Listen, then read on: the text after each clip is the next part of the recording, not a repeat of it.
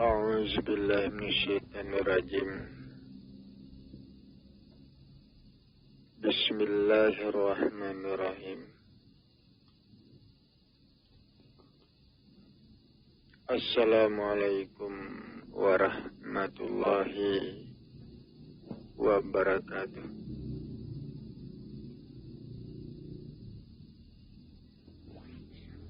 Alhamdulillah.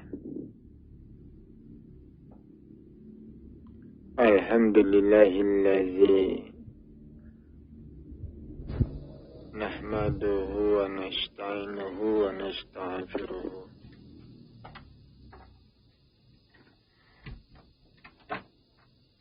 wa na'udzu billahi min syururi anfusina wa min sayyiati a'malina.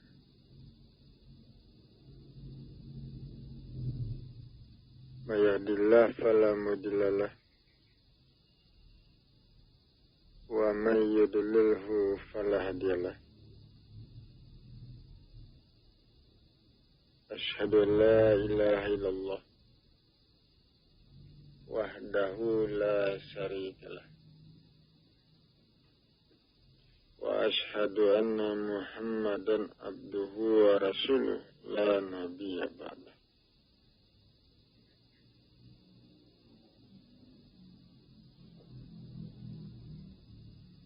Allahumma wa salli wa sallim wa barik ala hadzal nabiyil karim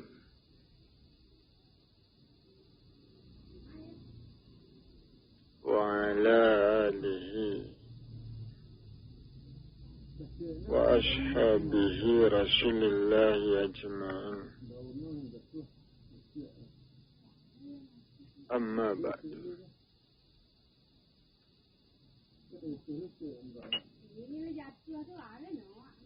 Faya ibadallah,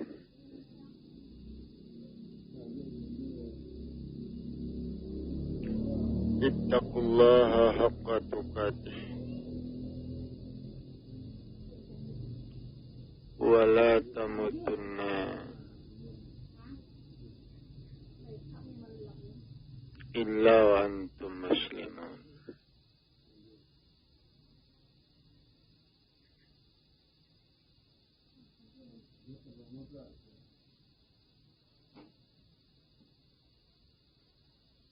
Saudara-saudara kaum muslimin jamaah yang saya hormati,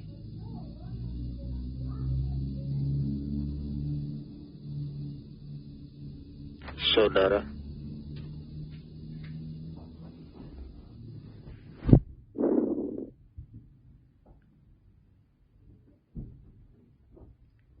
puji syukur kita berikan kepada Allah Tuhan semesta alam.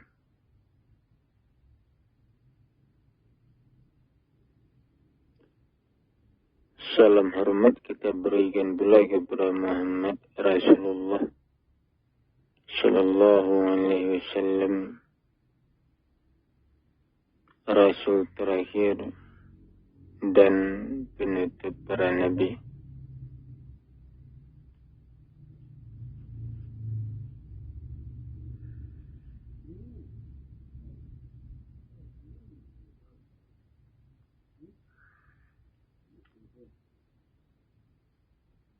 Saudara-saudara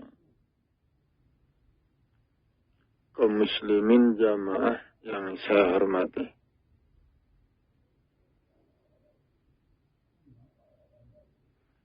saudara,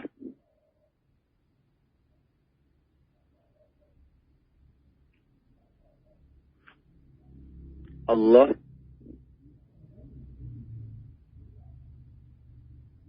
adalah kebenaran.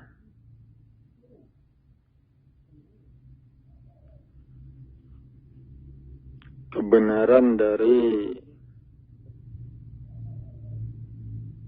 proses yang terjadi pada zat, yang terjadi pada tanah, yang terjadi pada langit dan bumi.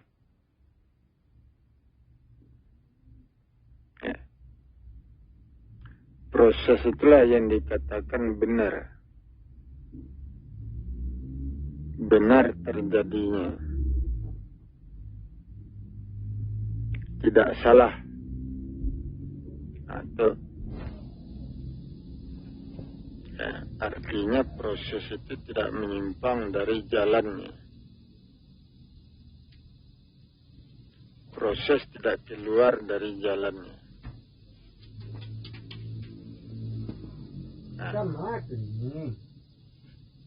Proses itu lurus.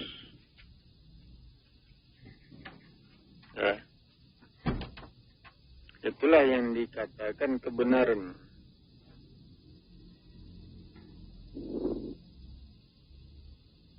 Itu dah. Jadi kita sudah ketahui bahwa segala sesuatu itu berawal. Ada awal penyebab. Awal yang menyebabkan terjadinya proses. Terjadinya sesuatu. Itu. Ada dorongan yang mendorong terjadinya proses. Kalau tidak ada dorongan, tentu tidak ada proses. Itu. Penyebab. Penyebab itu kan mendorong. Seperti makanan. Makanan itu mendorong terbentuknya tenaga tubuh manusia. Makanan yang mendorong. Itu. Dengan adanya makanan, maka terjadilah proses untuk membentuk tenaga, membentuk kekuatan.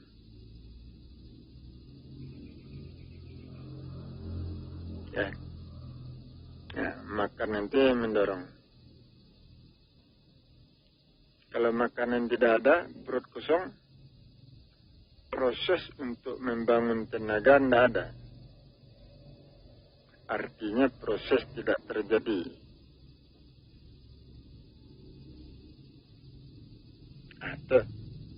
Itu disebut salah, bukan kebenaran.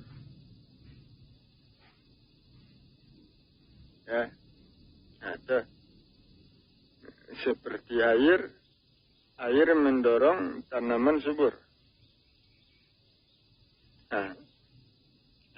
Dengan adanya air, maka terjadilah proses penyuburan tanaman. Itu disebut benar. Prosesnya benar. Jalannya benar.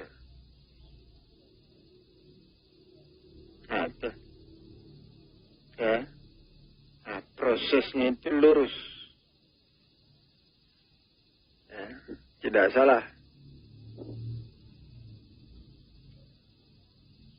Itu deh. Contohnya air itu menyegarkan tubuh. Itu prosesnya lurus atau benar. Itu deh. Tetapi kalau air itu menyakiti tubuh, itu salah prosesnya. Bukan kebenaran. Dan itu tidak terjadi.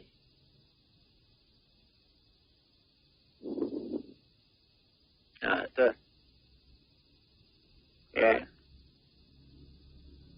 Itu deh. Yang kotor itu, kalau tubuh kita kotor, jiwa raga kita kotor, tumbuh penyakit. Ketika jiwa raga kita kotor, ketika itu terjadi proses untuk menumbuhkan penyakit. Itu. Yang kotor di badan kita mendorong terjadinya proses untuk menumbuhkan penyakit. Itu prosesnya benar, jalannya lurus, tidak salah. Nah, tidak mungkin dari badan yang kotor, jiwa raga yang kotor, tidak mungkin mendorong tumbuhnya cahaya, kemuliaan, tidak mungkin. Atau itu namanya salah, proses salah itu. Ya, tidak mungkin terjadi. Atau, ya. Nah, jadi proses itu terjadi karena ada penyebab. Nah, penyebabnya itu benar. Atau, dan tidak mungkin proses itu berbelok. Apabila penyebabnya sudah ada, alasan sudah ada, dasar hukum sudah ada, kun fayakun itu terjadi. Nah, itu. Ya. Dan tidak mungkin pula proses itu berbelok. Keluar dari jalannya, keluar dari tujuannya. Enggak. Enggak keluar itu. Nah, kenapa ada? Enggak.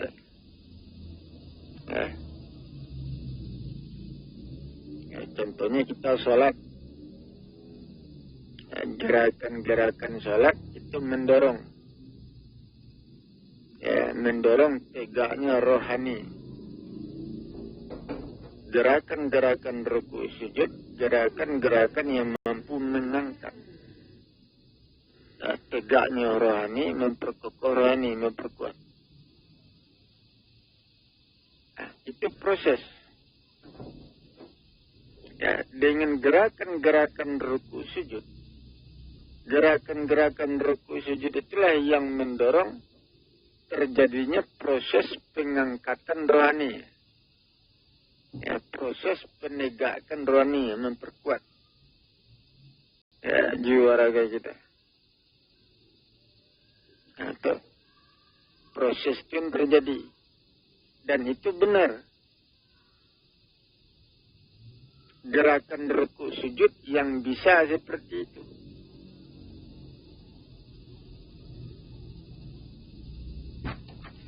Nah, itu dah. Ya. Kalau kita tidak melakukan ruku sujud, berdiri, ruku, sujud, duduk, maka proses itu tidak terjadi. Atau, ya, ada hukum-hukumnya, ada itu.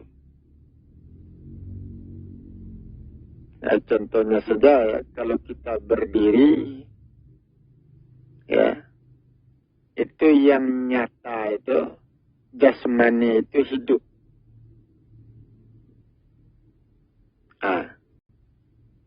Jasmani hidup, rohani kurang hidup.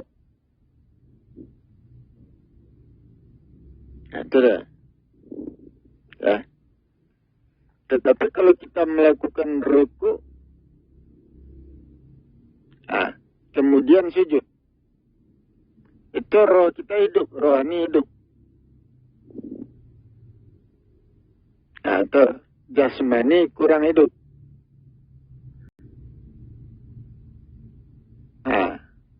Jadi ada sebuah akibatnya. Ya. Sama seperti kita berdiri di depan tebing, ya, di depan jurang. Ya, berdiri kita di depan jurang, menghadap ke bawah. Itu perasaan kita hidup, perasaan takut.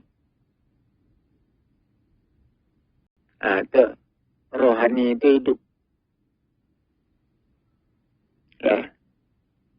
Tetapi kalau kita berdiri di tanah yang datar, rohani tidak hidup, perasaan tidak hidup. Itu dia. Ya. Jadi kuatnya rohani kita, ya, ya, tegaknya rohani kita, tentu rohani itu harus dihidupkan. Cara menghidupkannya, harus melakukan ruku sujud. Itu caranya. Ya. Kalau kita berdiri saja bagaimana?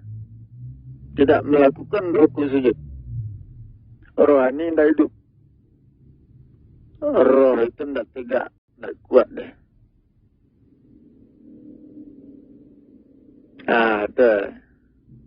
Jadi ini hukum kewajiban. Tidak ada dalam hadis ini. Tidak ada dalam Al-Quran. Kaji ini. Dari. Itu deh. Itu sebabnya saya mengatakan sholat itu, ya, itu dibentuk di mana? Ya, sholat itu kan dimulai dari Jibril. Tentu Jibril yang pertama, karena dia yang mengajarkan sholat itu. Yang pertama sholat itu ya, ruku sujud itu Jibril. Dia yang mengajarkan kepada Nabi dan Rasul. Itu.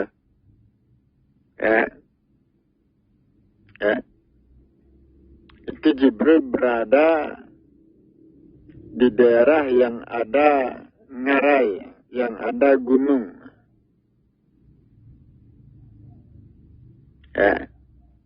Di daerah perbukitan. Daerah itulah yang mendorong Jibril itu tubuhnya melakukan ruku sujud. Itu. Ya, daerah itu yang mendorong. Itu deh. Ya.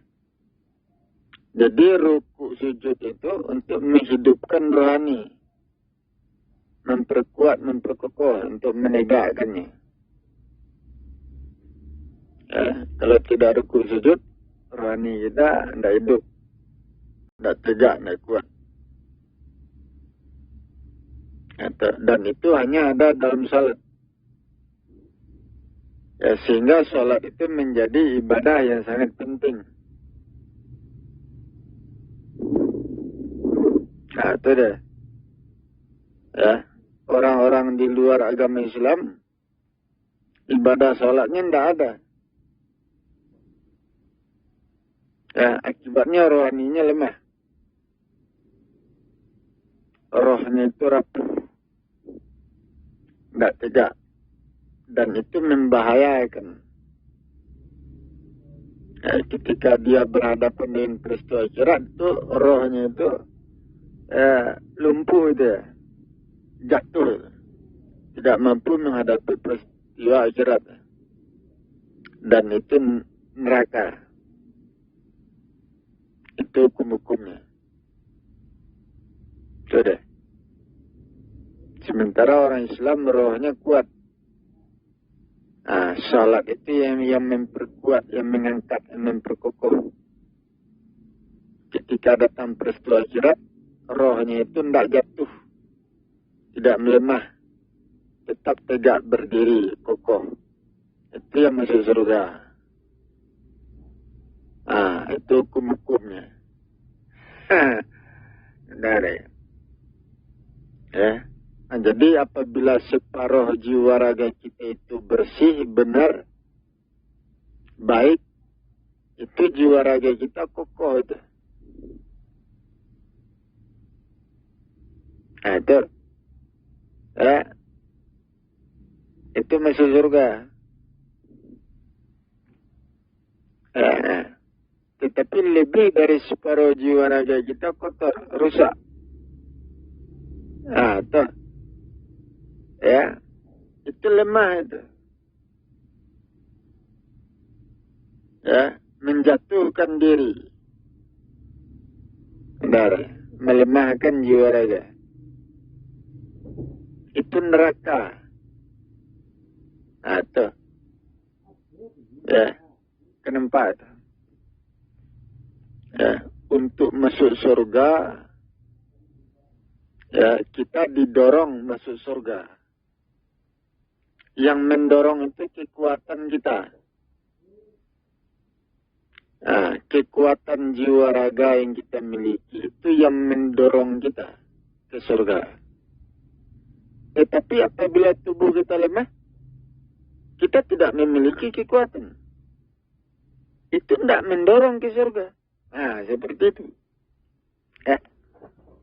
Apabila jiwa raga kita rusak, kotor, lebih dari separuh tubuh kita, jiwa raga kita kotor, rusak.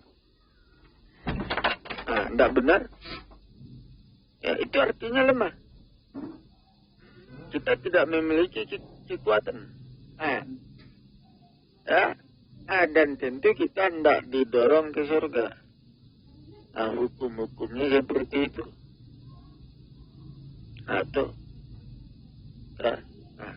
Tetapi orang-orang yang jiwa raganya lebih dari separuh jiwa raganya bersih, lurus, kokoh, benar, teratur.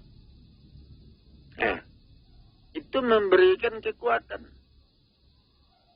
memberikan keteguhan pada jiwa raganya, memperkokoh. Dan itu mendorongnya ke surga. Nah, itu hukum-hukumnya seperti itu. Ya, akan nampak itu. Ya, jadi ada ukurannya, ketentuannya. Sehingga Al-Quran mengatakan orang-orang yang zalim itu diancam itu. Wahai orang-orang yang zalim, keluarlah engkau dari daerah engkau. Nah, itu. Ya.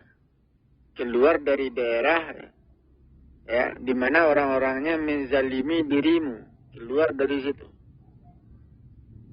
Karena orang-orang yang dizalimi itu jiwa raganya biasanya terganggu. Lemah, rapuh, itu berbahaya. Ancamannya neraka. Itu. Apabila engkau tidak keluar, ya, tidak hijrah, ya, itu diancam neraka. Ada. Karena jiwa raganya lemah, rapuh. Lebih dari separuh. Tidak mendorongnya. Tentu dia tidak memiliki kekuatan. Itu tidak mendorongnya ke surga. Itu dah. Itu hukum-hukumnya. Kan nampak. Sehingga saya mengatakan manusia diperjalankan ke surga, ya, itu perjalanan tubuh. Atau perjalanan tubuh, ya. Tubuh jasmani, tubuh rohani. Ya. Kalau tubuh kita bagus, bersih, kokoh, kuat, itu mendorong kita ke surga.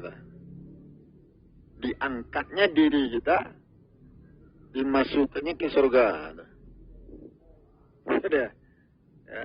Tapi kalau tubuh jasmani kita, tubuh rohani kita terganggu, rusak, kotor, tidak benar, lebih pula dari separuh. Lebih banyak pula kotornya, rusaknya. Ya, itu lemah. Itu tidak mendorongnya ke surga. Itu. Sehingga kita mengatakan perjalanan manusia ke surga itu perjalanan tubuh, perjalanan fisik. Kan nampak ada. Itu deh. Itu hukum-hukumnya. Sementara manusia tidak memahami. Ya, manusia sibuk mencari pahala. Atau ya, tidak berpikir. Yang harus kita usahakan adalah memperkokoh jiwa raga. Ada. Ya. Pahala dapat, tetapi jiwa raga kita tidak terbentuk. Itu rugi. Nah, pahala dapat. Itu kan keyakinan kita. Kalau kita beribadah, pasti dapat pahala. Itu keyakinan kita. Nah, tetapi ibadah yang kita kerjakan, cara-cara kita beribadah, kalau salah, tentu tidak membentuk jiwa raga, tidak memperkokoh, tidak memperkuat. Rugi. Nah, itu sebabnya diperlukan sholat khusyuk. Nah, jagalah sholatmu, peliharalah sholatmu. Nah, ya. Nah, kalau kita memelihara sholat kita, ya, di dalam itu terbentuk kekuatan, terbentuk kekusukan.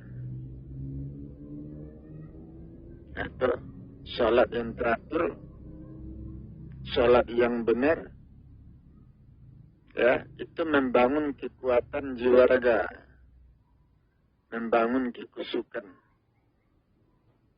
Itu mengangkat jiwa raga kita, menegakkan, memperkokoh, memperkuat. Ya. Tetapi kalau sholatnya tidak benar, tidak teratur, apalagi tidak khusyuk, ya, itu tidak membangun kekuatan jiwa raga, tidak mendorong, tidak mengangkat, tidak memperkokoh jiwa raga. Itu rugi.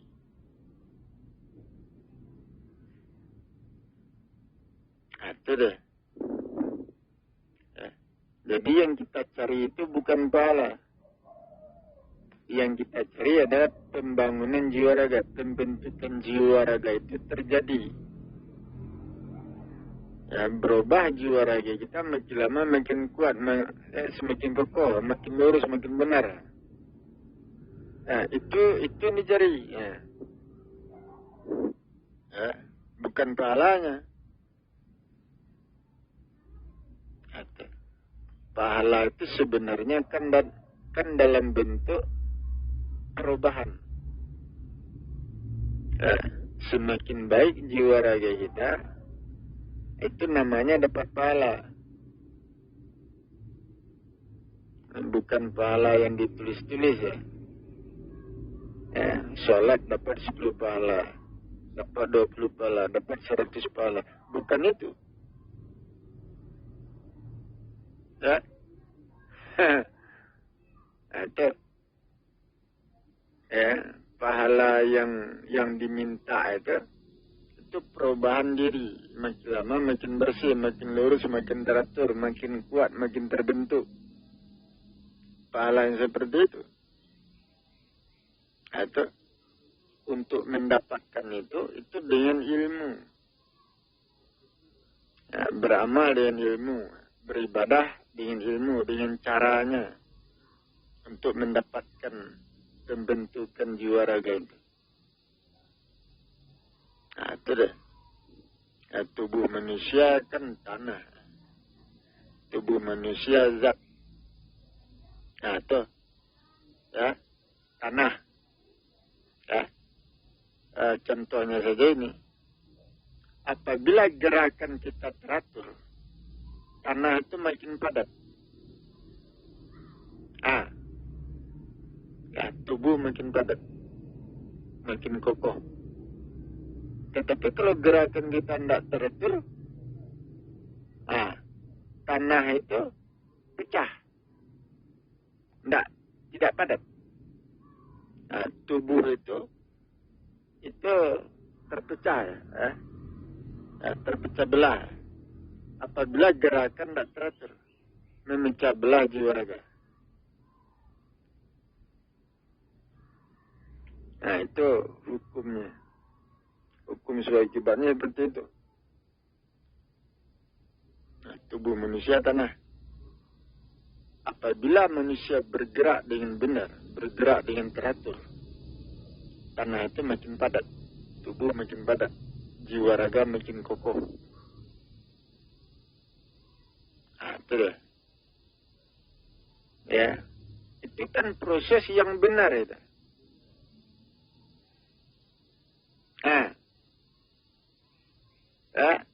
jalan yang benar, akibat yang benar. Ya. Tetapi kalau gerakan manusia salah, ya, tentu gerakan yang salah itu memecah belah jiwa raga, memecah belah tanah. Akibatnya tanah itu runtuh, jiwa raga runtuh. Nah, itu hukum-hukumnya seperti itu. Nah, kenapa ada? Orang tidak pernah mengaji seperti ini nih.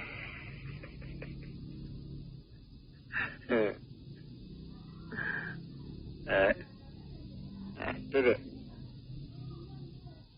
Ya. Jadi proses itu benar. Ya, apa yang terjadi pada manusia, ya, itu benar, itu kejadian itu. Atau cuman manusia tidak mengetahui dasar hukumnya itu, penyebabnya itu. Ya, ada orang yang salat tapi dirinya tidak berubah juga, karena dia tidak tahu dasar hukumnya. Ya, dasar-dasar perubahan itu tidak tahu. Ya, itu kita sholat sembarangan saja. Ya, itu harus yang harus diketahui ya. Ya, tubuh kita tanah, harus tahu itu. Ya, apabila kita sholat, ya, gerakan sholat yang teratur, nah, itu memperkokoh tanah, memperkokoh tubuh. Nah, harus tahu tubuh kita tanah ini mudah pecah, mudah retak. Nah, gerakan sholat yang tidak teratur menyebabkan tubuh kita pecah, retak, karena tubuh kita tanah. Harus tahu itu. Nah, itu deh. Apabila tubuh kita kuat, kokoh, ya, maka di dalamnya terbentuk kekuatan. Atau kalau zatnya padat, ya, nah, ya, itu membangun kekuatan. Atau tanah itu padat, itu membangun kekuatan. Tapi kalau tanah itu renggang, tidak padat, nah, itu melemahkan, tidak membangun kekuatan. Nah, seperti itu. Kalau tubuh kita kokoh, jiwa raga kita kokoh, itu membangun kekuatan. Kalau jiwa raga kita rapuh, nah, kekuatan tidak tumbuh di situ. Nah, itu hukumnya. Atau, ya, itu deh. Nah, semakin kokoh jiwa raga kita, makin keras seperti batu, maka bisa diukir, bisa dipahat. Batu bisa dipahat, bisa diukir jadi patung. Ya, patung manusia, macam-macam. Karena batu itu keras. Nah, ya, setelah dipahat menjadi patung manusia, tak berubah dia, tetap. Nah, tubuh manusia seperti itu. Apabila jiwa raga manusia kokoh, nah, itu, ya, nah, baru dirinya bisa dibentuk, bisa diukir. Nah, itu, di situ keahlian tumbuh di situ. Keahlian atau mukjizat itu tumbuh di situ. Apabila jiwa raga kita sudah kokoh, kuat, ya, sekeras batu. Itu deh. Tetapi kalau jiwa raga kita rapuh, bagaimana? Ya, nah, tanah berbeda dengan batu. Batu itu keras, tanah rapuh. Ya, saudara, tentu tanah itu mudah pecah, mudah retak. Nah, itu ya, tanah tidak bisa dibuat ya, dijadikan patung karena tanah itu masih rapuh.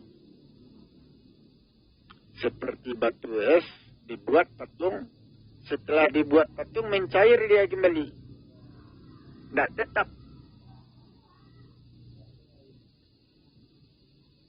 Nah, itu ya, tidak bisa dibentuk. Nah, jadi kita bisa dibentuk ketika jiwa raga kita kuat kokoh. Tetapi kalau jiwa raga kita lemah rapuh, itu belum bisa dibentuk. Nah, keahlian itu tidak terbentuk. Mukjizat tidak tumbuh di situ. Nah, keahlian itu, mukjizat itu tumbuhnya, nah, itu ketika jiwa raga kita kokoh, kuat. Nah, itu untuk mendapatkan itu dengan sholat, dengan ibadah, untuk mendapatkan itu.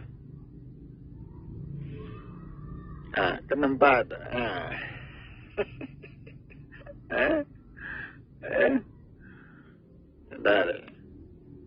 pengetahuan ini sedikit demi sedikit kan terbongkar juga.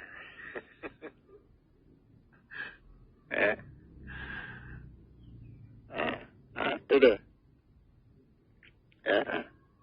Jadi apabila jiwa raga kita sudah kuat, sudah kokoh, dan di badan kita tumbuh kekuatan, tumbuh keahlian, tumbuh mukjizat. Itu deh. Ya, apabila kita memiliki kelebihan, memiliki keahlian, tentu kita punya kedudukan, punya tempat di situ. Nah, kalau kita ahli perang, tentu tempat kita menjadi komandan perang. Ya, ahli pertanian kita, tempat kita ya di sawah, di ladang. Macam-macam. Dari ahli apa kita, itu punya tempat. Tuh, langit dan bumi membutuhkan orang-orang ya yang pandai, orang-orang yang ahli. Nah, langit dan bumi membutuhkan orang-orang yang bisa mengolah bumi ini. Nah, itu deh. Ya, itu deh. Nah, jadi orang-orang pintar, orang-orang pandai, orang-orang ahli di bidangnya masing-masing itu dibutuhkan untuk mengolah langit dan bumi, untuk mengatur, untuk membangun. Mereka lah yang masuk surga. Nah, itu deh. Ya, orang-orang bodoh, ya, tidak memiliki kelebihan, sering berbuat kerusakan, ya, itu tidak dibutuhkan oleh langit dan bumi. Ya, mereka dibuang ke neraka. Nah, tuh. Jadi orang-orang yang masuk neraka itu manusia sampah dia, tidak berguna. Tidak berguna di langit dan di bumi, tidak bermanfaat. Nah, tidak terpakai oleh langit dan bumi, sampah. Nah, jadi orang-orang yang masuk surga, ya, itu orang-orang yang terpakai oleh langit dan bumi. Atau langit dan bumi memanfaatkan orang-orang itu untuk membangun, untuk mengatur, ya, untuk mengolah langit dan bumi. Orang-orang itu yang masuk surga. Nah, itu deh. Ya, untuk mencapai ke sana. Nah, tentu dengan ilmu.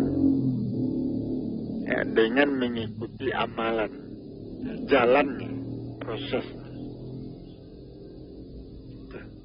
Nah, kan nampak itu. Sebenarnya untuk masuk surga itu mudah. Ya, mudah itu. Ya, tidak susah. Nah, itu.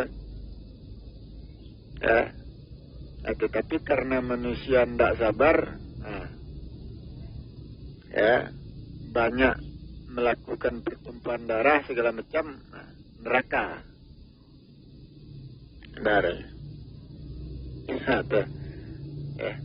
Jadi kalau kita masuk surga, kita harus mengikuti proses demi proses, tahapan demi tahapan untuk sampai ke surga itu. Itu deh, ilmu itu dicari. Ilmu masuk surga dah. Benar. Yang masuk surga itu kan badan itu yang masuk. Bukan keyakinan. Kita yakin masuk surga, tapi badan kita tertinggal di luar. Tidak bisa. Badan itu yang dimasukkan ke surga. Itu tentu harus disesuaikan, dicocokkan. Itu badan itu.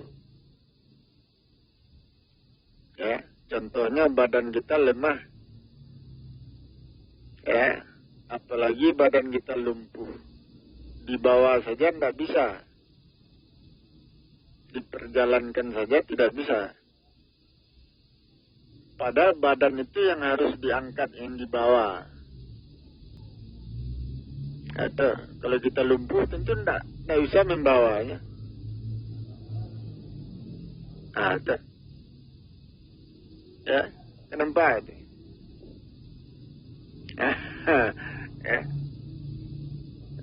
Kita pergi ke pasar, tetapi badan kita lumpuh, lemah. Tentu tidak sampai ke pasar. Itu harus dipikirkan itu. Begitu pula masuk surga. Yang dimasukkan ke surga tentu badan. Kalau badan kita kotor bagaimana? Jiwa raga kita rapuh, rusak. Tak sampai ke surga. Jadi badan itu yang diperhatikan. Sudah bersih apa belum? Itu. Sudah benar, sudah lurus jalannya hidupnya atau bagaimana? Badan yang diperhatikan, bukan pahala. Itu. Orang yang dia pikirkan pahala. Badannya dia biarkan saja. Hidup nggak teratur segala macam dia biarkan saja. Yang penting rajin sholat. Hidupnya tidak teratur dia biarkan saja. Tidak ada. Itu tidak ada pembangunan, itu tidak ada. Semuanya itu kan dengan ilmu. Seperti gerakan itu. Kalau gerakan kita salah, itu merusak ke badan.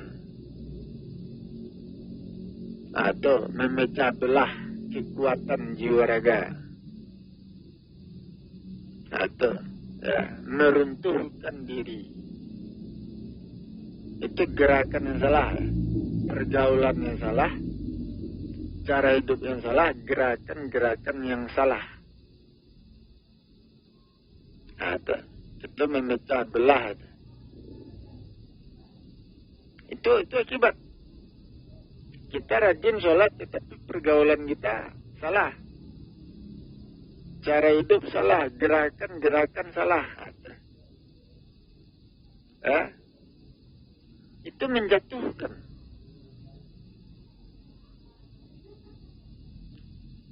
Tidak diperhatikan itu. Tuh. Ada hukum-hukumnya. Dari. Nampak. Contohnya seperti kekuatan. Kalau badan kita lemah, kekuatan hilang. Itu. Kalau badan kita kuat, kokoh, padat, kekuatan meningkat. Nah, ya. Nah, apabila badan kita lemah, apakah keyakinan kita kepada Allah bisa meningkatkan kekuatan diri kita? Bisa menambah tenaga diri kita? Tidak. Tenaga kita bertambah apabila badan kita makin kokoh, makin padat. Baru tenaga bertambah. Kalau badan kita lemah, tenaga tidak bertambah. Badan kita rapuh, tenaga tidak bertambah. Nah, itu. Itu keimanan kita. Itu tidak menambah tenaga.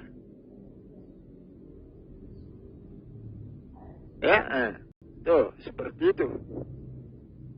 Itu kan contoh itu. Badan kita lemah. Tetapi kita memiliki keimanan yang kuat, yang tinggi. Apakah keimanan itu bisa menambah tenaga? Sementara badan kita lemah? Tidak bisa. Tenaga kita bertambah ketika badan kita kokoh, padat. Tuh. Ketika itu tenaga bertambah kuat. Itu jalannya. Manusia tidak memperhatikan. Atau jiwa raga kita kokoh. Kapan? Apabila gerakan kita teratur, cara hidup teratur, pergaulan teratur. Tuh. Tidak kacau. Keteraturan itu, itu memberikan kekuatan. Kita rajin sholat, tetapi hidup tidak teratur. Cara bergaul segala macam, kita mengandalkan sholat saja. Cara kita bergerak, cara kita berjalan, cara kita bergaul segala macam, kadang-kadang tidak teratur. Itu merusak kepada kekuatan, memecah belah kekuatan, kemampuan, menjatuhkan.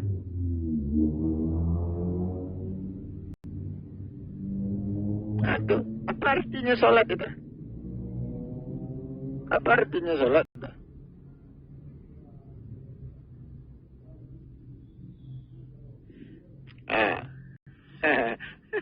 Itu dari akan nampak. Jadi manusia tidak mendapatkan penuh. Ibadah yang dikerjakan itu tidak diterima dengan penuh. Hasilnya itu tidak diterima dengan penuh. Sudahlah tidak diterima dengan penuh, rusak pula lagi.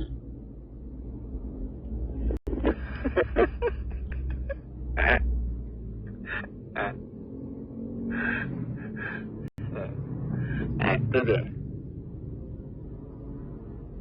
Nampak.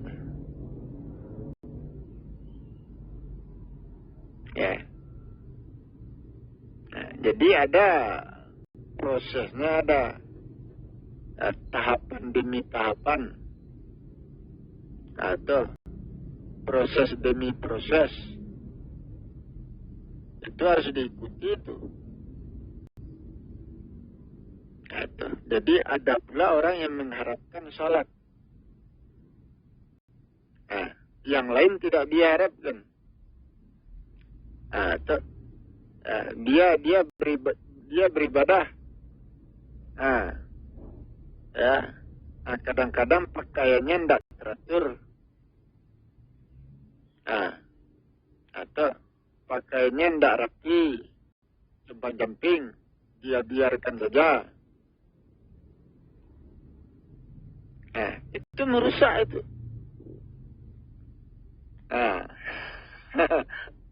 Atau dia sholat ketika dia bergaul, cara berjalannya, cara duduknya, seenaknya saja. Ya, katanya pergaulan bebas. Ya, yang penting tidak berbuat kerusakan. Tetapi cara dia bergerak,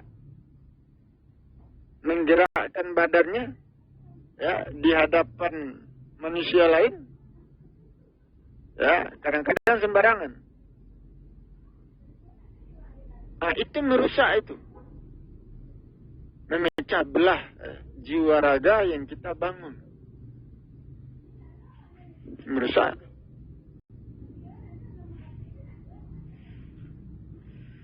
Saudara. Ya. Bagaimana pula kita akan naik, berbeda dengan pemimpin. Kalau pemimpin biasanya kan duduknya teratur. Cara duduknya, cara berdirinya, itu memelihara kemuliaan dirinya.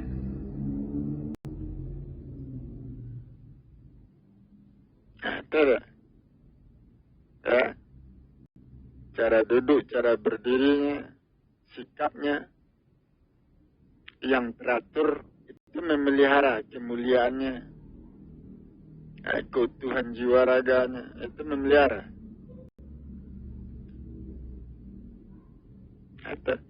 Tetapi kalau cara duduk kita, cara berdiri kita, cara bergerak kita di hadapan orang banyak, cara bergaul kita tidak teratur, tidak benar,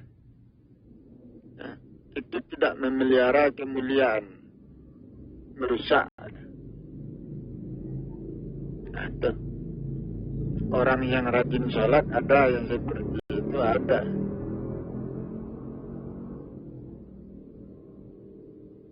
Ya, itu sebabnya tidak penuh. Ya, itu dia. Ibadah kita tujuannya untuk membangun jiwa raga. Tetapi akhlak kita sifatnya merusak jiwa raga. Itu yang banyak. Ya. Hasilnya apa? Hasilnya tentu kosong hasilnya. Ya. Itu deh. Yang satu membangun, yang satu meruntuhkan.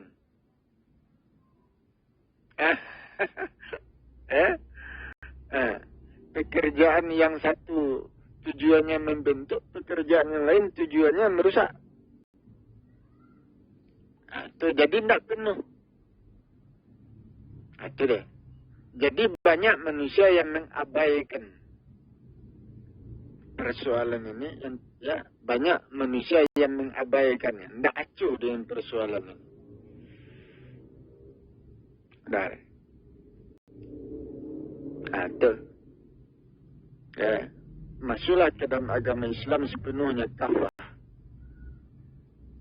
Bukan ibadah saja, juga akhlaknya, pergaulannya, perbuatannya sehari-hari, cara hidupnya, semuanya. Ya, itu juga harus benar itu.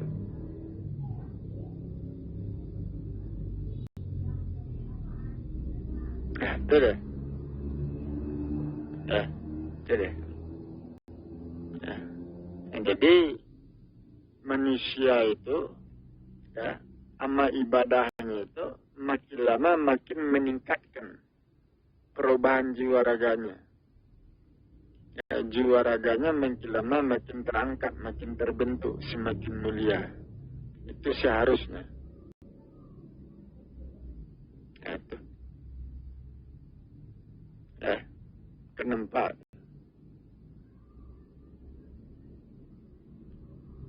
Ya.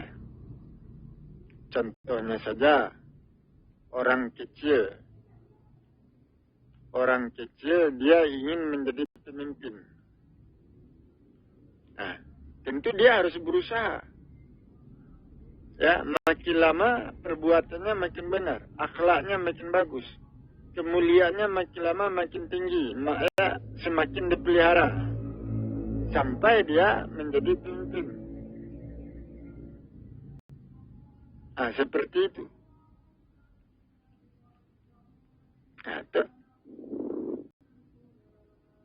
Nah, kita rajin beribadah, tetapi kemuliaan kita rusak. Nah, bagaimana?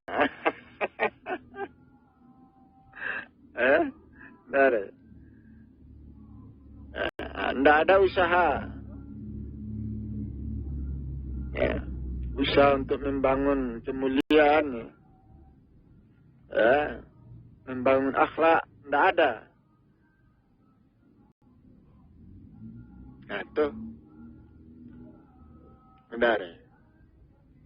Akhlak itu kan bukan ucapan saja, ucapan teratur, benar, bukan itu saja. Nah, tentu cara duduknya, cara dia membawakan dirinya segala macam, tentu harus benar. Nah, itu, ya, harus berakhlak. Nah, itu deh. Ya, kan nampak. Nah, jadi itu hukum-hukumnya, hukum sebab akibat.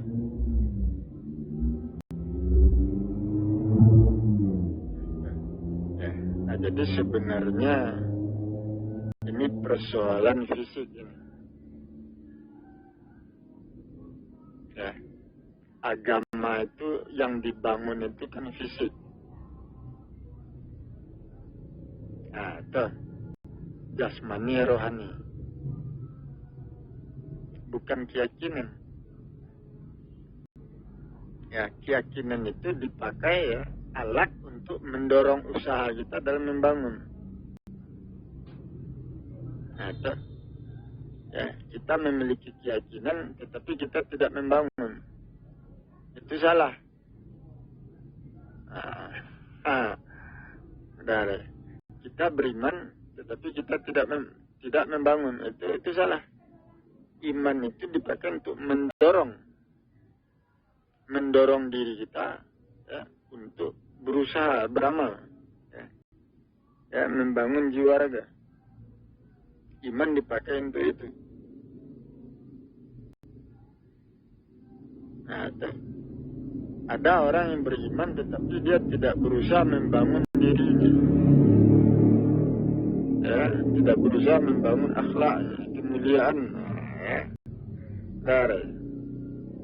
perbuatannya yang benar, tidak berusaha dia membangun itu. Ya, padahal dia beriman. Nah, itu deh. Nah, iman itu berhubungan dengan gaib, tidak nampak. Ya, yang kita imani itu tidak nampak. Ya, tentu tidak mendorong. Ya, kalau kita beriman kepada yang gaib, itu artinya kita berpegang kepada yang tidak jelas atau tidak nyata. Itu tidak mendorong itu. Ya, atau beriman itu harus kepada yang nyata. Yang nyata itu apa? Ilmu, hukum. Atau, ya, contohnya, ya, kalau saya makan, badan saya kuat, itu hukumnya nyata. Kalau saya tidak makan, badan saya melemah, itu hukumnya, itu nyata. Nah, itu kita harus berpegang kepada salah satu di antara itu. Itu memberikan keyakinan kepada kita itu. Memberikan kekuatan.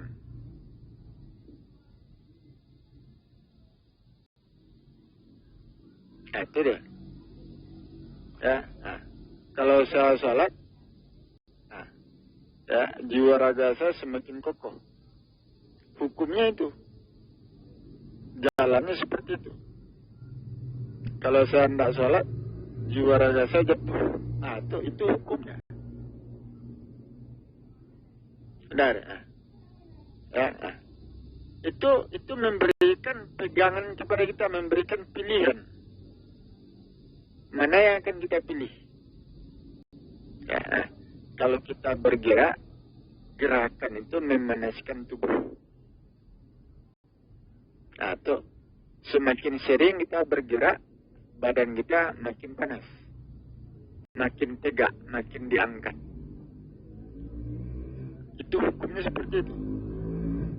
Nah, kalau kita diam, tidak bergerak, badan kita tidak panas. Tentu badan kita jatuh, tidak terangkat. Hukumnya seperti itu. Nah, jadi ini ilmu.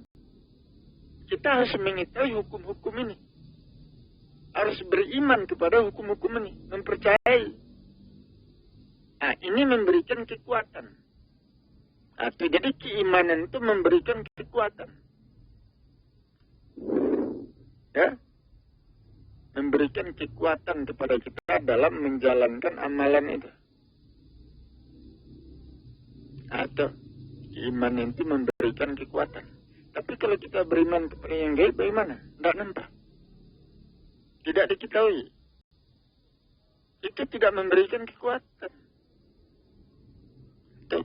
Itu sebabnya orang-orang yang berilmu, semakin mengetahui dia, kekuatannya makin tinggi, makin kuat. Keyakinannya makin kuat. Itu orang berilmu.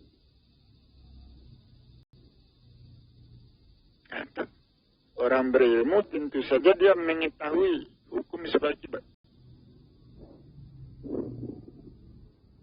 Tahu dia. Ya, kalau dia makan badannya tambah kuat. Tahu dia. Tentu dia amalkan. Kalau dia tidak makan badannya lemah. Tahu dia. Tidak dia kerjakan. Itu orang berilmu. Itu memberikan kekuatan, pegangan yang kuat, ya kepada setiap perbuatannya, ya, memberikan keyakinan yang kuat. Tapi kalau dia beriman kepada yang gaib itu tidak jelas.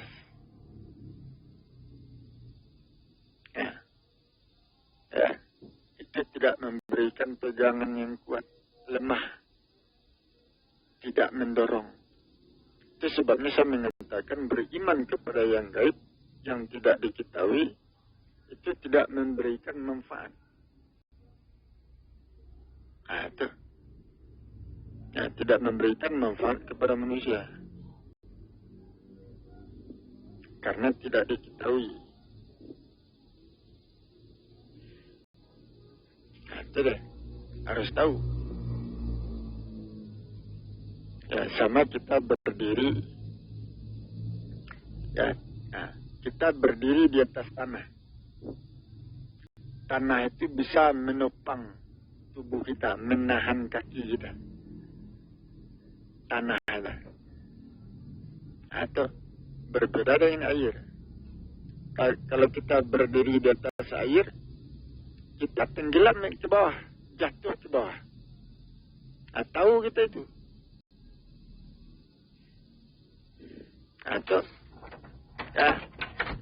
Itu memberikan pegangan yang kuat, pengetahuan itu. Tetapi kalau kita beriman kepada yang gaib, kita tidak tahu yang gaib itu apa. Apakah yang gaib itu tanah, api, air, atau apa? Tidak tahu. Atau bersandar kita kepada yang gaib, seperti air berdiri di atas air, langsung tenggelam. Karena tidak tahu yang gaib itu apa.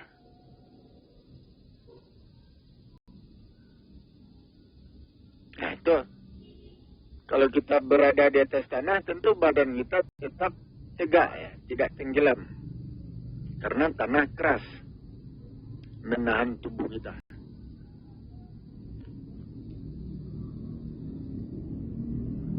itu dia. Ya, jadi beriman itu kepada yang nyata. Nah, itu Allah itu gaib. Nah, kenapa Allah itu dikatakan gaib? Tubuhnya tidak ada. Dia gaib, tetapi Allah nyata. Nah, tubuhnya itu tiada. Itu sebabnya dikatakan gaib. Tapi dia ada.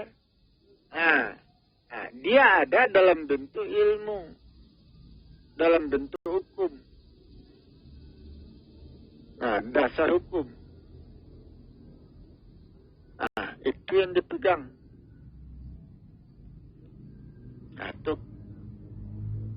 Ya, manusia bertelekan di atas ilmu. Manusia berdiri di atas ilmu, artinya ilmu itu yang bisa menampung diri manusia. Bukan yang gaib. Yang gaib itu sama seperti air. Berdiri kita di atas air tidak bisa menampung tubuh, menahan tubuh. Ya, berdiri di atas air, kita langsung jatuh ke bawah, langsung tenggelam. Air tidak bisa menahan tubuh. Nah, itu. Ilmu itu menahan tubuh kita supaya tidak jatuh. Ilmu itu harus jelas. Ilmu, aturan-aturan, tata cara. Nah, ukuran-ukuran itu harus jelas untuk menahan tubuh kita supaya tidak jatuh.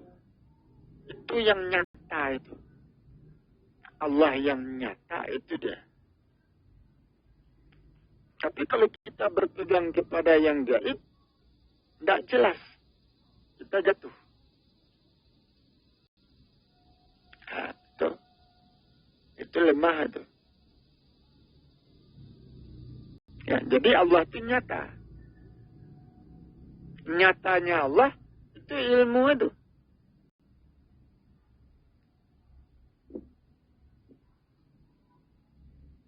Nah, itu nampak.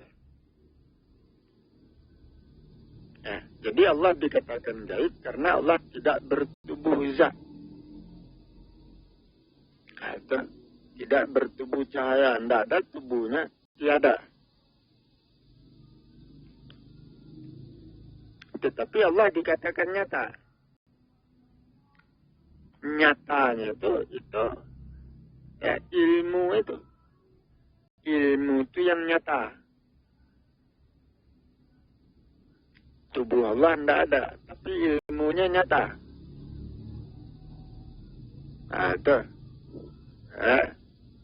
Dari ilmu Allah ilmu itulah yang dijadikan tempat berdiri, tempat bersandar, tempat berpegang bagi tubuh kita.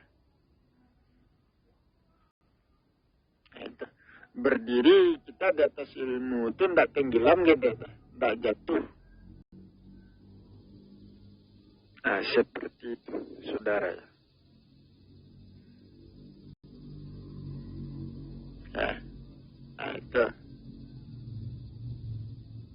Ya. Kenapa?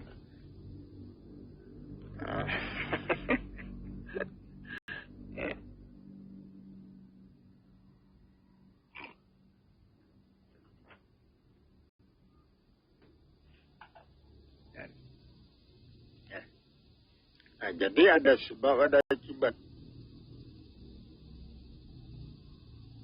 Nah, itu.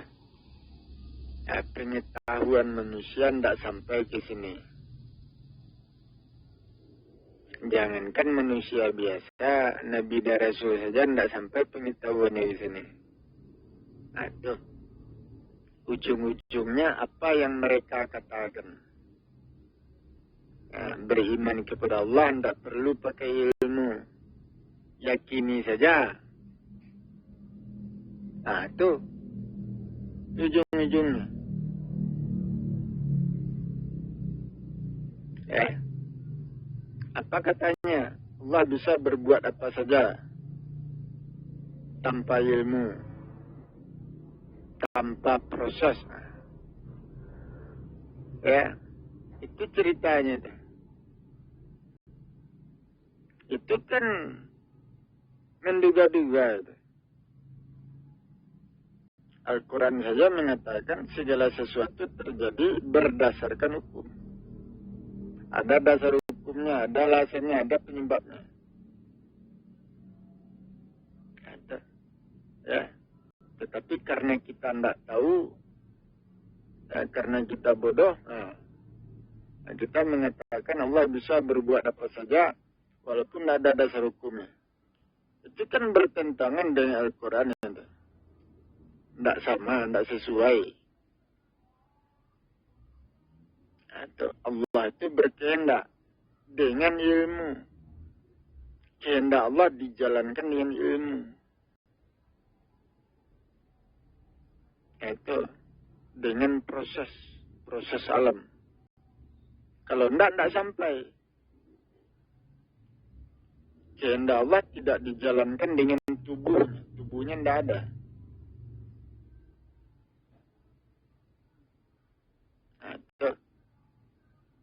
Itu sebabnya Allah mengatakan, aku tidak bisa mempercepat, aku tidak bisa memperlambat. Kenapa? Karena dia mengikuti proses. Ya, untuk sampai kepada satu kejadian, untuk sampai pada satu peristiwa, itu harus menunggu proses. Proses itulah yang membawanya sampai kepada peristiwa itu. Jadi dia harus menunggu. Tidak bisa mempercepat.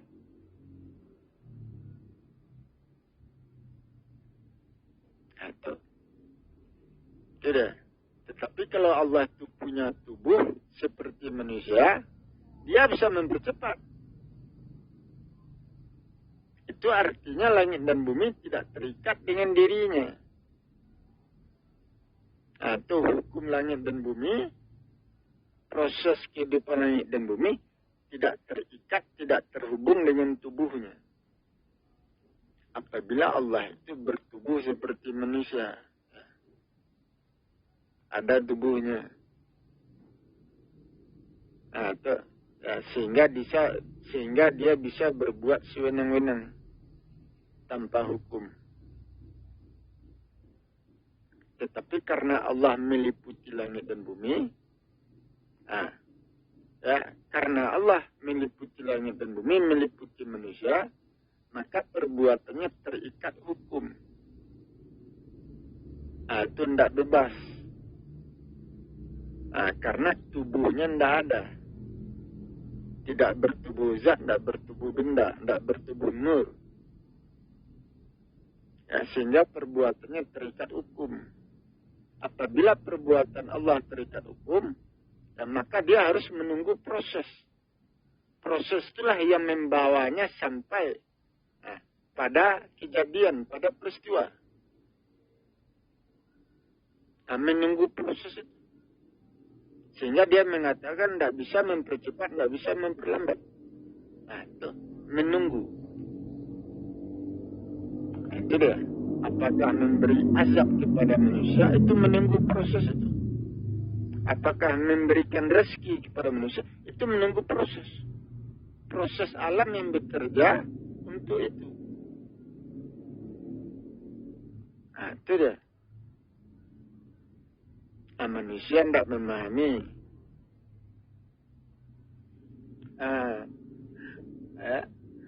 Tidak memahami. Itu hukum-hukumnya. Kenapa?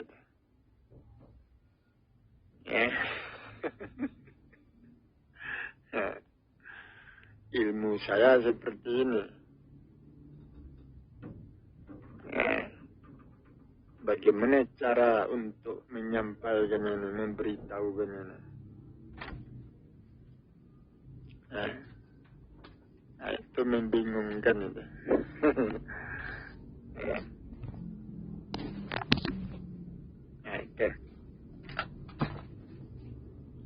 Itu tugas Tuhan lah gitu ya.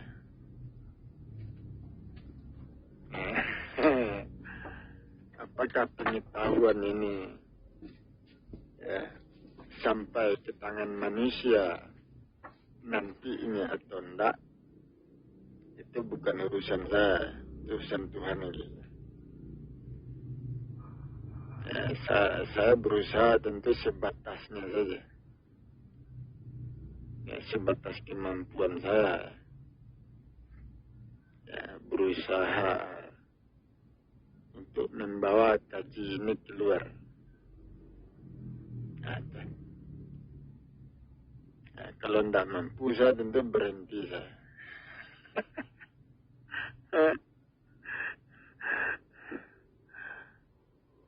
Kenapa?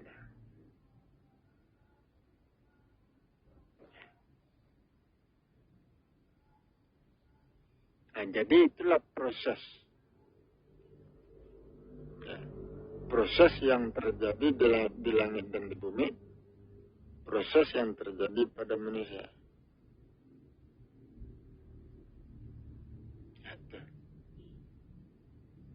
Ya, proses itu terjadi pada zat, terjadi pada tubuh. Zat itu yang berproses. Hubungan antara zat, hubungan antara butiran-butiran tanah. Hubungan itulah yang menciptakan proses. Jadi proses itu berawal dari zat, dari tanah. Proses itulah yang bekerja mendorong. Dari dalam tanah itu didorong tumbuh tanaman, tumbuh emas, tumbuh permata, macam-macam. Itu proses itu yang mendorong.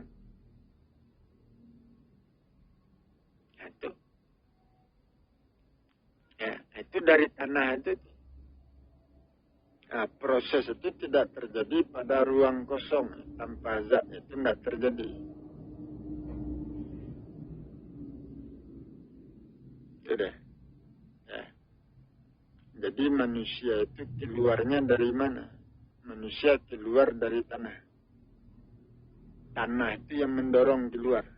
Proses yang ada pada tanah, proses yang terjadi pada tanah, itu yang mendorong manusia keluar. Itu. Sudah. Seperti tubuh manusia itu tanah itu mendorong anak keluar. Proses yang terjadi pada tubuh manusia, proses itulah yang mendorong anak keluar dari tubuh. Itu seperti Nabi Adam datang dari tanah. Tanah itu yang mendorong Adam untuk keluar. Proses yang terjadi pada tanah itu yang mendorong keluar. Nabi Isa seperti itu. Yesus.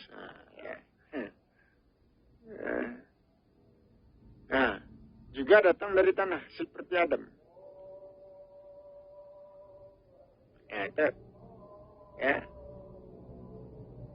Malaikat Jibril menjelma di hadapan Maryam sebagai manusia. Ketika dia menjadi manusia, tubuhnya tanah. Tubuhnya itulah yang berproses mendorong Isa itu keluar dari tubuh. Itu anak Jibril itu. Hubungan antara Jibril dengan Maryam itu mendorong Isa itu keluar. Jadi Isa datang dari tanah. Sama dengan Adam. Tidak ada perbedaan.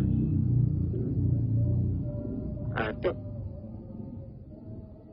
proses yang terjadi pada tubuh Jibril ketika dia menjadi manusia, proses itulah yang mendorong Isa keluar dari tubuh Jibril. Jadi Isa bukan roh Tuhan, datang dari roh Tuhan. Tidak ada. Tuhan tidak punya roh. Tubuhnya saja tidak ada. Allah tidak punya roh. Tubuhnya tidak ada, bagaimana ada rohnya? Allah tidak bertubuh. Nah, tidak bertubuh tanah, tidak bertubuh roh. Nah, itu. Ya. Jadi Nabi Isa, ya, bukan roh Tuhan. Roh Allah, anak Allah, tidak ada. Nabi Isa keluar dari tanah. Sama dengan Adam. Sama dengan manusia lain. Tidak ada perbedaannya. Sama. Itu pemikiran kita saja tidak sampai. Ilmu kita tidak sampai. Ya. Akhirnya kita menduga-duga. Nah, Isa itu anak Tuhan. Nah, itu. Ya, orang-orang Nasrani mengatakan itu anak Tuhan. Isa al-Masih anak Tuhan. Orang Yahudi mengatakan Uzair itu anak Tuhan. Salah itu. Itu perkataan yang salah. Pernyataan yang salah. Menyesatkan. Nah, Tuhan tidak punya roh. Badannya saja tidak ada. Apalagi rohnya. Itu. Ya. Di tangan saya selesai semua.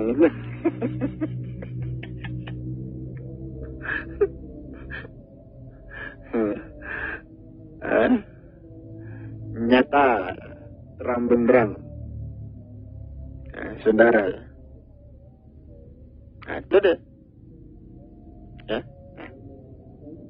Jadi apa saja yang terjadi, peristiwa apa saja yang terjadi, apa saja yang tumbuh, ya, itu dimulai dari zat, dimulai dari tanah.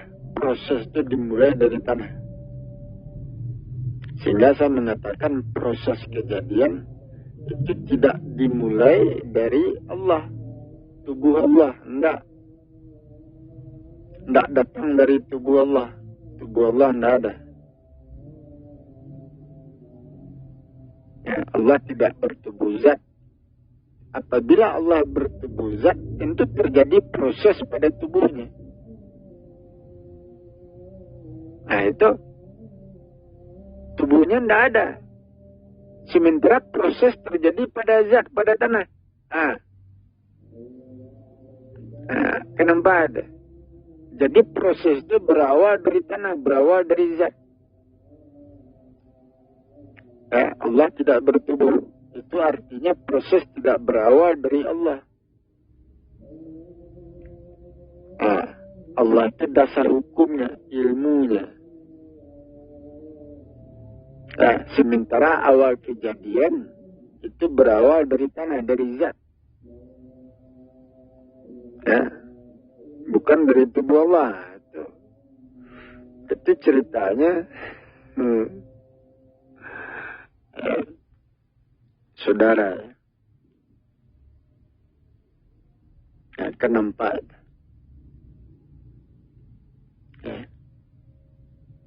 Jadi saya menunggu penerimaan manusia atas pelajaran ini, kaji ini. Tentu saya menunggu sampai pada batas waktunya. Setelah itu tentu ya ditutup lagi ya. Itu. Itu bukan jangkauan saya lagi itu. Saya hanya mengikuti jalan sesuai dengan batas kemampuan. Akan nampak. Ya.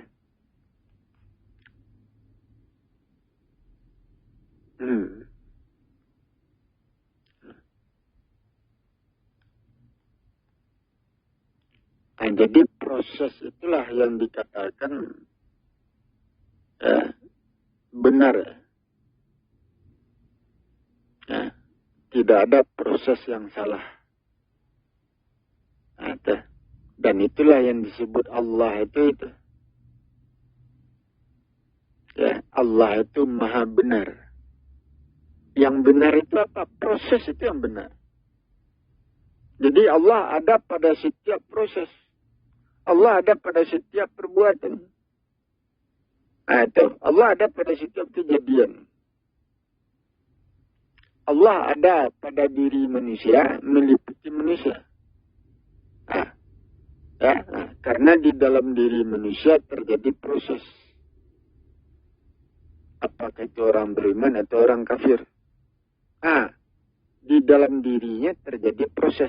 Allah ada bersama proses. Allah ada bersama perbuatan manusia. Itu Allah meliputi langit dan bumi. Itu dah. Kan nampak ada. Ya. Kaji ini hanya turun di sini. Tidak turun di tempat lain.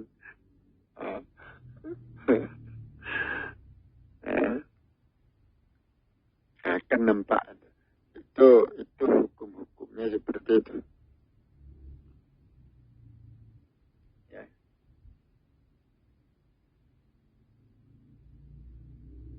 Itu deh.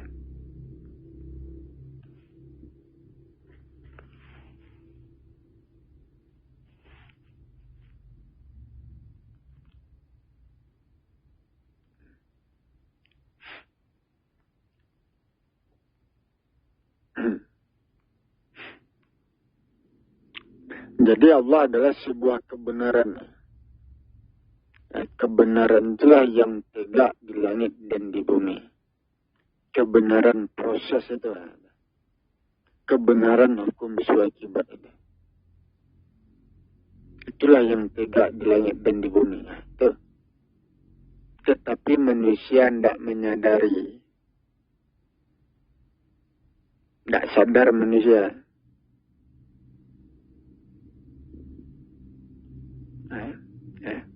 Jadi semuanya itu ada dasar hukumnya.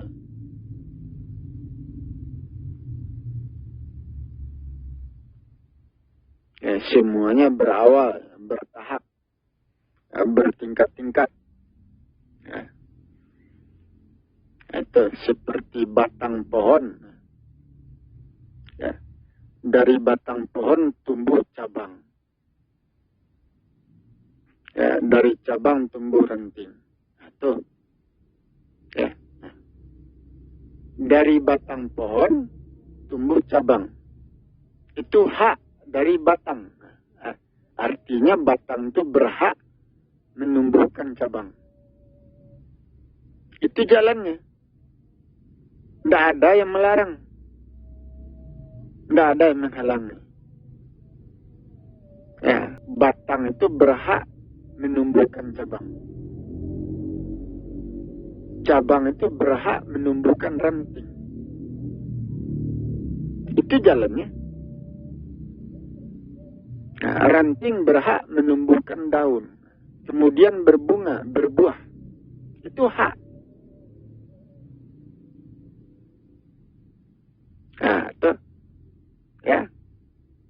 Jadi setiap benda, setiap makhluk itu berhak mengikuti jalannya.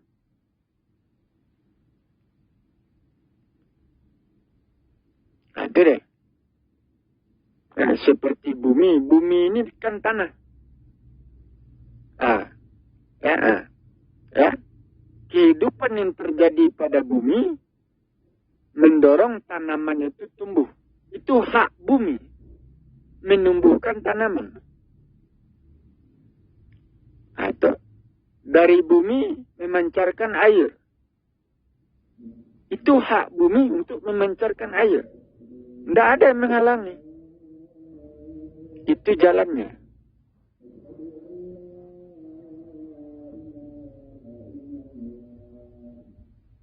Itu dia. Itu ikatannya seperti itu. Kami ciptakan langit dan bumi dengan hak. Dengan hikmah. Dengan kebijaksanaan.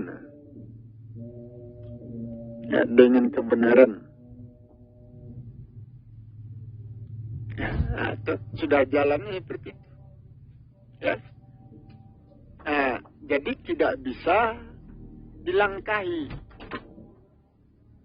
Proses itu tidak bisa dilangkahi. Ya. Nah, itu proses itu bertahap. Tidak bisa mendahului yang lain. Tidak bisa. Begitu pula dalam penciptaan langit dan bumi itu bertahap. Bertingkat-tingkat, bertahap-tahap. Atau setelah tanah apa? Misalkan. Setelah tanah, api. Atau setelah itu keluar air. Setelah itu keluar tumbuh-tumbuhan. Setelah itu keluar binatang. Seperti itu. Setelah itu keluar manusia. Itu bertahap-tahap.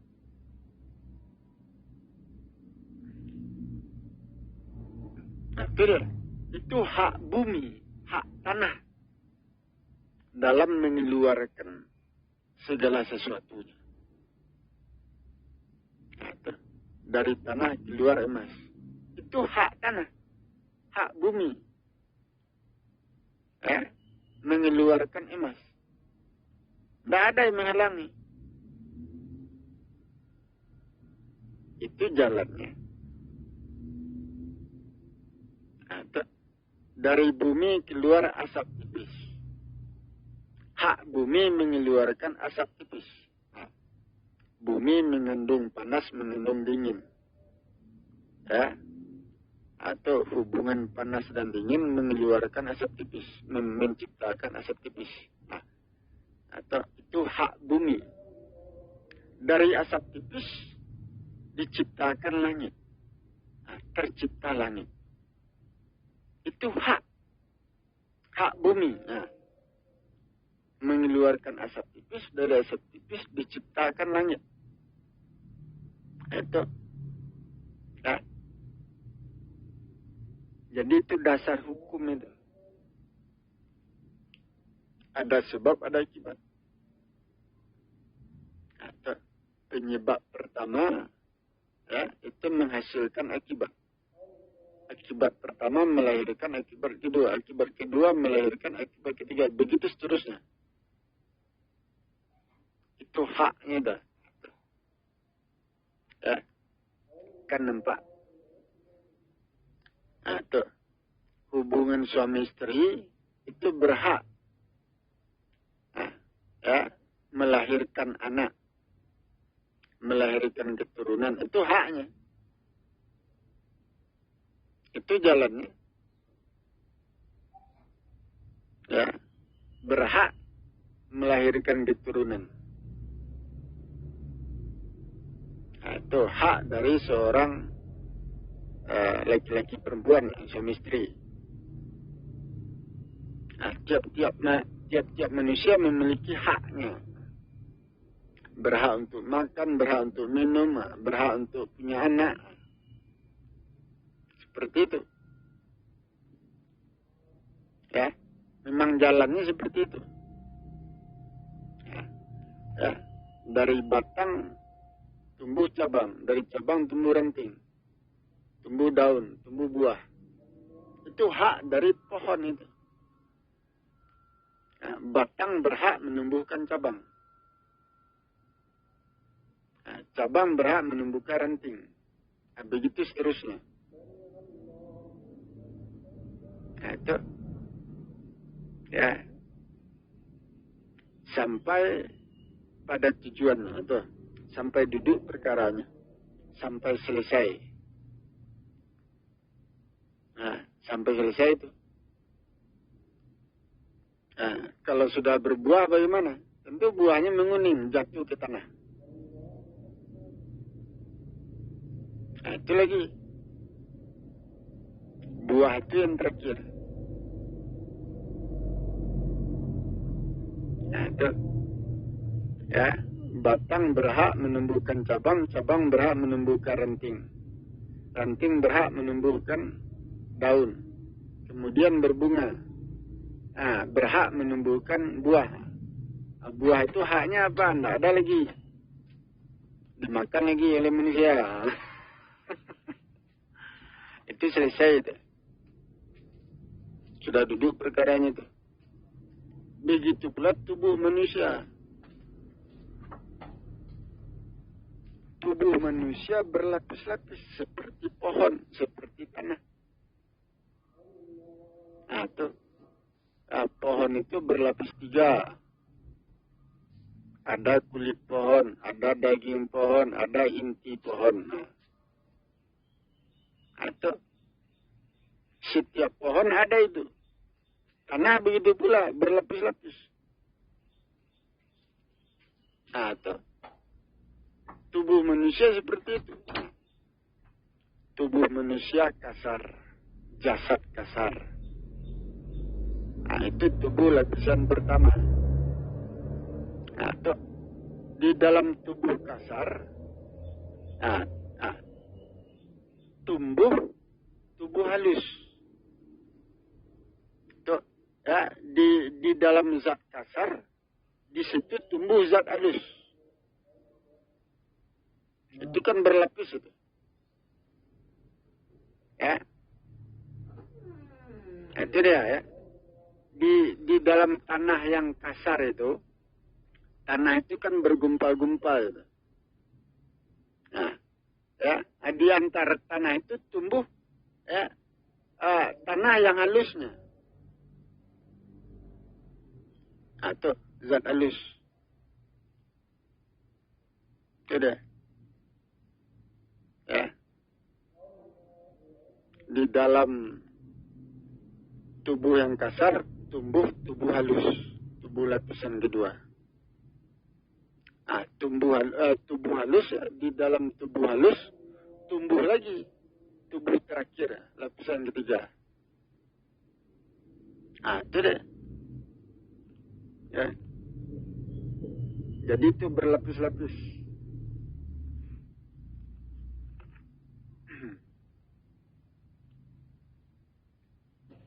Saudara-saudara kaum muslimin, jamaah yang saya hormati. Ya.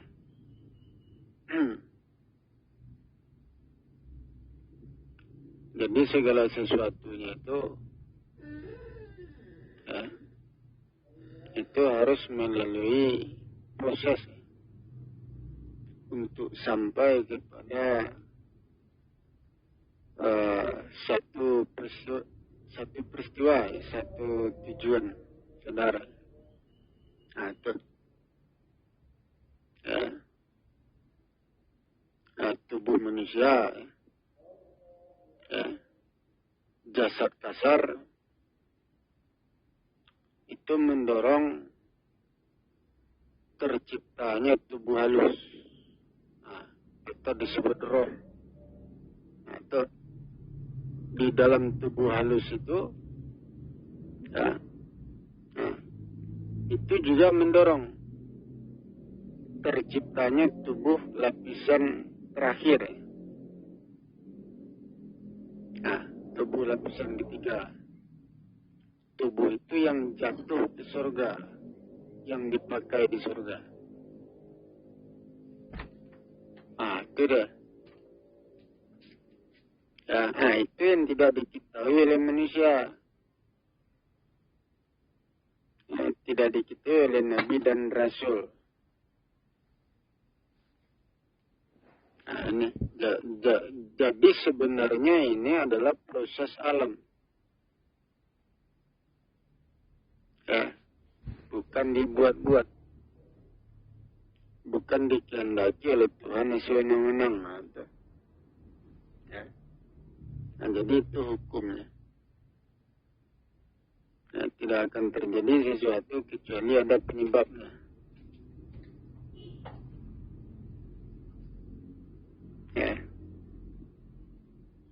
Keempat. Saudara.